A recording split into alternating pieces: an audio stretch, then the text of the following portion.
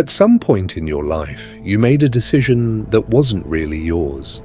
You chose a career path because someone told you it was safe. You stayed in a relationship because leaving felt selfish. You stopped pursuing something you loved because the people around you didn't understand it. And somewhere along the way, you stopped noticing that the choices being made in your name were not actually coming from you. This is not a video about following your passion. That advice is everywhere, and it has made most people feel worse, not better. This is about something deeper and far more disturbing: the psychological mechanism by which entire human lives get quietly replaced without the person inside them ever realizing it happened. By the end of this video, you will be able to identify exactly whose life you are living and whether any of it is actually yours. Let's start with what psychologists call the process of socialization.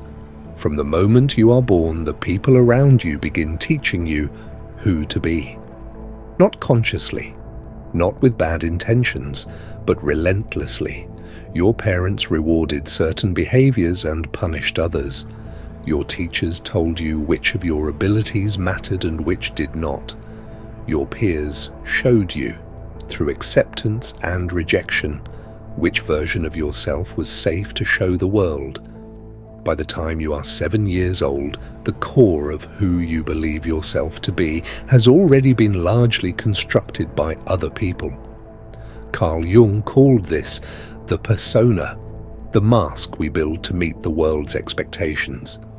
The problem Jung identified is that most people never look behind the mask. They wear it so long it starts to feel like a face. They defend it.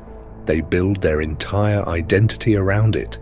And they feel a deep, formless anxiety whenever something threatens to remove it, because behind the mask, they are not sure there is anything there at all.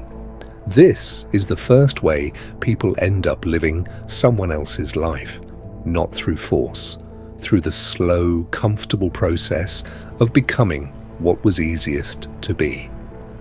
Now, here is where it gets more specific. Think about the major decisions of your life: the school you attended, the career you pursued, the city you live in, the type of person you chose to be in relationships. Ask yourself, honestly, how many of those decisions came from a genuine inner knowing?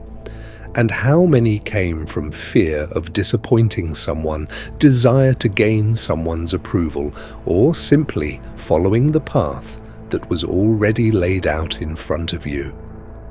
Research in social psychology shows that the majority of people, when asked why they made their most significant life choices, give reasons that upon examination are almost entirely external.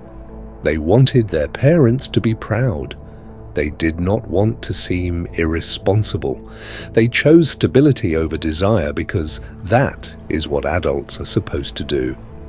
There is a term for this: borrowed identity. You take values, ambitions, and life scripts from the people around you and you live them out as if they were your own. The tragedy is not that this happens, the tragedy is that it is entirely invisible from the inside. It does not feel like living someone else's life. It feels like just living. But here is what almost nobody talks about. The moment you begin to individuate, the moment some part of you starts to wake up and question whether the life you are living is actually yours, that moment is extremely uncomfortable. And the discomfort is not random, it is structural. Because the people around you have a deep investment in you remaining who they need you to be. Your family needs you to be the version of you that fits their story. Your social circle needs you to reflect their choices back at them. Even your own nervous system resists change, because the borrowed identity, however painful, is familiar.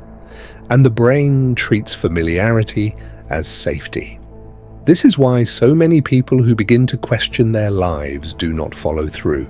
Not because they are weak, because the psychological and social cost of becoming yourself is real, and nobody warned them about it.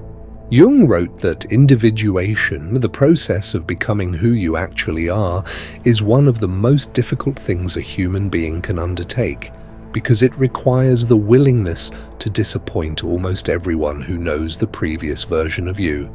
Most people are not willing to pay that price, so they return to the borrowed life. They settle back into the comfortable mask.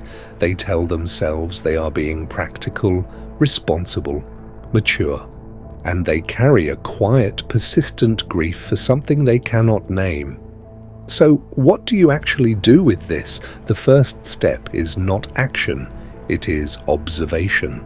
For the next week, pay attention to the moments when you feel a strong should. I should want this. I should be happy with this. I should not feel this way. Every should is a clue. It points to a rule that was installed in you by someone else. It is a place where your authentic response to life has been overwritten by an external expectation. The second step is to ask one question about every major area of your life. If no one who knew me would ever find out, would I still choose this? If the answer is no, even slightly, even uncomfortably, you are looking at a part of your life that belongs to someone else. The third step is the hardest. It is to begin slowly and deliberately to make one decision per week that comes purely from within. Not a dramatic decision, not burning your life down. One small choice made entirely on your own terms, with no performance for any external audience.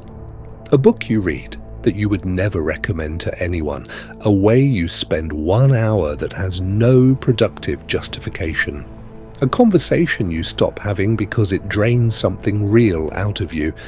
This is how individuation actually begins, not with a grand revelation, with small, quiet acts of reclamation.